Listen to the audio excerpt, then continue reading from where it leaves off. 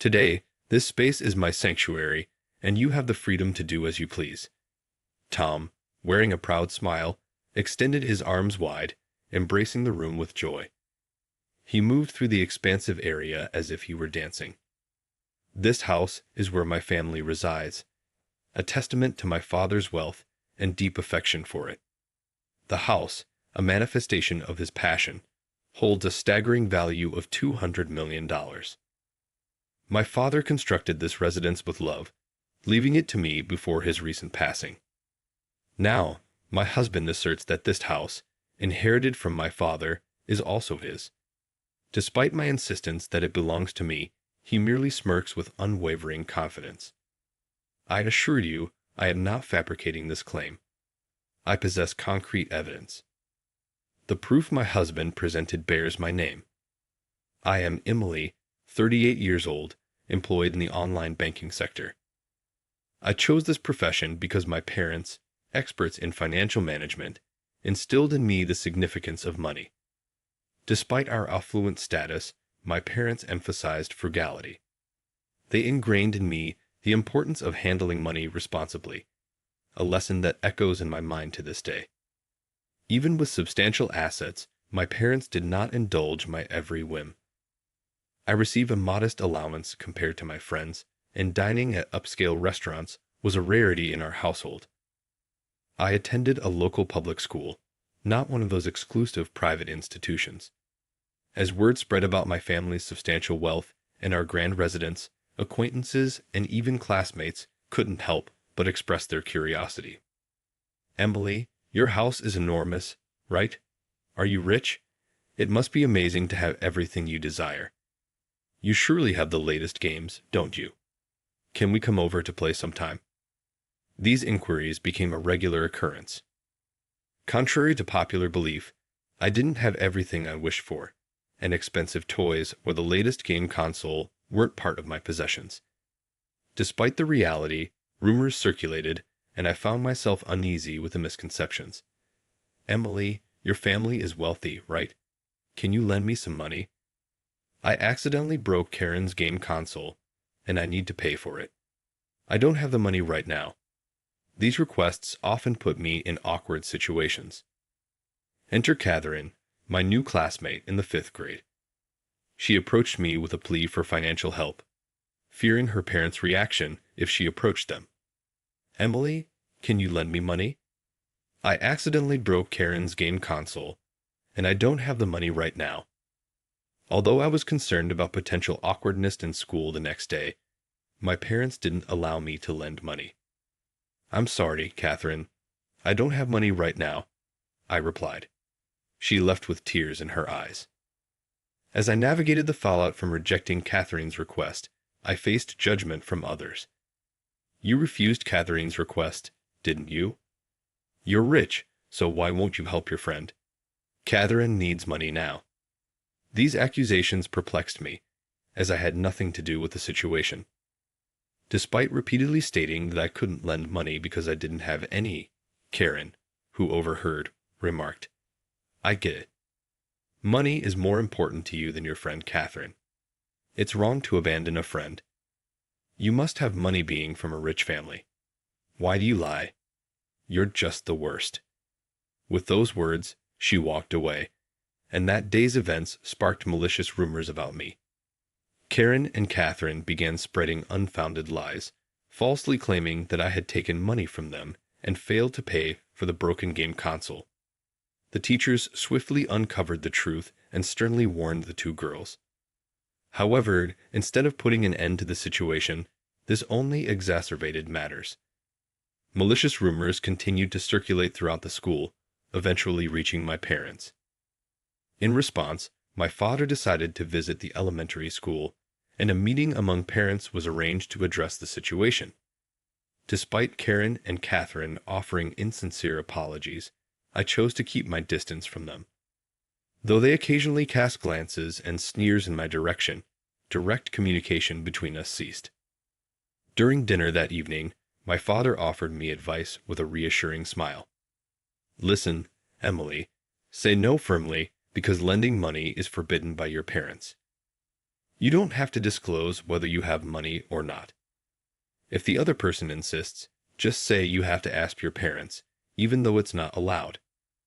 Having grown weary of troublesome money matters, I nodded deeply, internalizing my father's guidance. Upon graduating from elementary school, I deliberately reduced the frequency of inviting friends to my house. Instead, I focused on cultivating meaningful relationships based on character. As I progressed through university and began working, I took great care to avoid entanglements related to money. I channeled my energy into my professional life and maintained a private personal life. At the age of 28, I crossed paths with Tom, who is now my husband, through a friend's introduction. Tom, 1 year my junior at 27, possessed an honest and cheerful personality. Captivated by Tom's straightforward nature, we tied the knot after 2 years of dating, celebrating our union with a lively wedding. My parents were genuinely pleased. About a month into our marriage, my father suggested inviting Tom to our home. Despite my trust in Tom, I harbored concerns about his talkative nature potentially causing issues by divulging details about my family. After a month of marriage, I decided to disclose everything about my family to Tom. I extended an invitation to him to visit my parents' house. Upon arrival, Tom stood there, mouth agape, visibly shocked by the encounter. During the meal, and on the way home, he couldn't resist probing about my family's wealth and assets, repeatedly bringing up the topic of money. Though unsure about the exact extent of our financial situation, I felt a growing unease. A few months later, my mom called, revealing that my dad was heading to the hospital. I was surprised and at a loss for words. She explained that my dad hadn't been feeling well, and he was undergoing tests. Reflecting on my last visit home, I remembered that my dad hadn't eaten much and looked thin that day. Concern for his well-being intensified. On a Saturday, I accompanied my mom to the hospital. My dad appeared content but somewhat subdued when I spoke to him. He greeted me with a gentle smile and apologized for causing worry. After some time, the doctor delivered the grim news. My dad had pancreatic cancer at an advanced stage, with the cancer having already spread to other parts of his body, making surgery a challenging option. The shock was palpable, and my mom's tears mirrored my own confusion. We couldn't comprehend why this was happening, especially since my dad had always taken meticulous care of his health. In our room, my dad spoke with unwavering determination, expressing his apologies and a heartfelt desire for both my mom and me to find happiness moving forward. Overwhelmed by his words, we couldn't suppress our tears. Fueled by the urgency to create lasting memories, I resolved to spend as much time as possible with my dad. However, the cold reality restricted visits to only immediate family, leaving my dad yearning for the company of friends. He wished for more people to gather at our home, weaving joyous memories. Even in the face of his impending departure, my dad encouraged me to continue cherishing our home. Driven by a desire to fulfill his wish, I conceived the idea to renovate our house. Though Tom expressed concern about the time I spent with my dad during my days off, I hesitated to divulge the complications surrounding our family inheritance to him. One day, Tom inquired about my dad's health. I candidly shared the challenges, and his supportive words provided solace. Juggling work and hospital visits left me mentally and physically drained.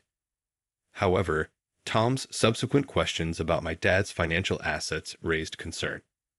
Although he proposed consulting someone knowledgeable in legal matters, insisting on discussing money early, I was hesitant to engage in such conversations.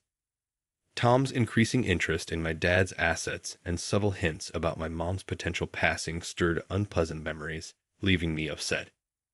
Despite having my dad's longtime friend, who was a lawyer, I initially dismissed Tom's concerns about money. However, Tom persisted, urging caution in financial matters. His persistent worry led me to emotionally distance myself from him. Several months later, after my dad's valiant fight, he succumbed to the illness. Following family discussions, I inherited a substantial house valued at $4.5 million. Curiously, Tom's interest in the inheritance heightened, despite my attempts to dissuade him. He incessantly inquired about the property and related taxes. One day, he excitedly mentioned, "You inherited a big mansion, right? That's amazing. When are we moving?" Bewildered, I questioned how he knew, and Tom disclosed that he had heard the news from my cousin at the funeral. Troubled by my cousin's careless words, I conveyed to Tom that the inheritance was not communal property.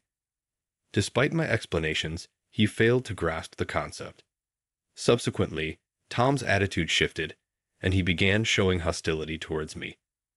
Despite attending my father's funeral, he offered no assistance with subsequent tasks, leaving the burden on the family during a challenging time of inheritance procedures and memorial services.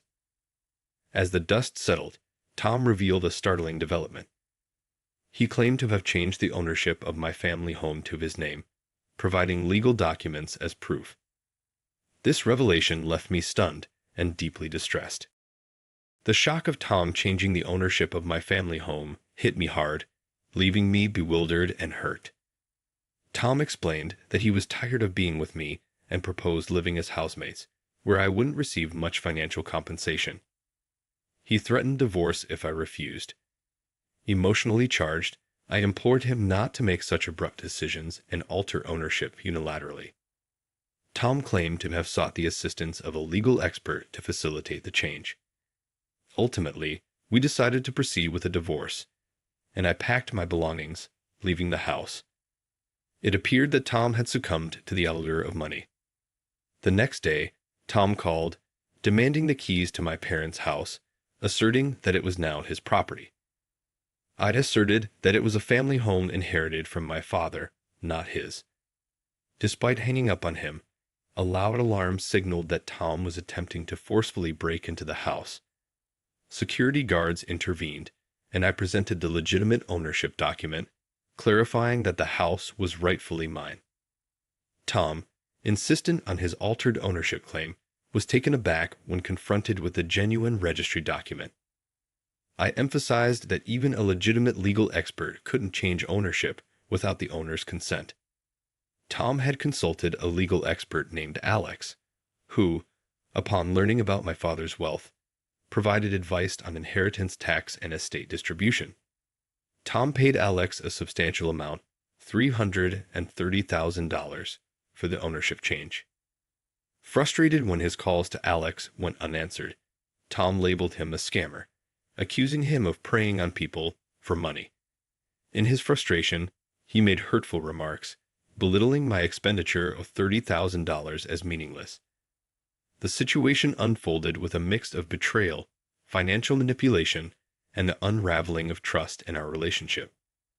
Amid the tumultuous events, Tom insisted that I should have conducted proper research on how to register an inheritance and understand the associated expenses. His persistent calls to Alex continued, reflecting his desperation. Tom attempted to halt my departure, expressing a desire to start over and reconsider the divorce.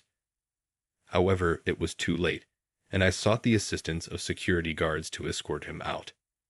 Several months later, during my father's first Memorial Day at our family temple, a struggling Tom made an appearance. Clearly worn down, he had lost his job and faced both financial and personal troubles. Tom had fallen victim to deception, taken advantage of by unscrupulous individuals, and found himself isolated. Despite his struggles, he attended the memorial service, apologizing and crying, drawing attention from my relatives. Despite my pleas for him to stop, he persisted, prompting the security guard to remove him from the premises.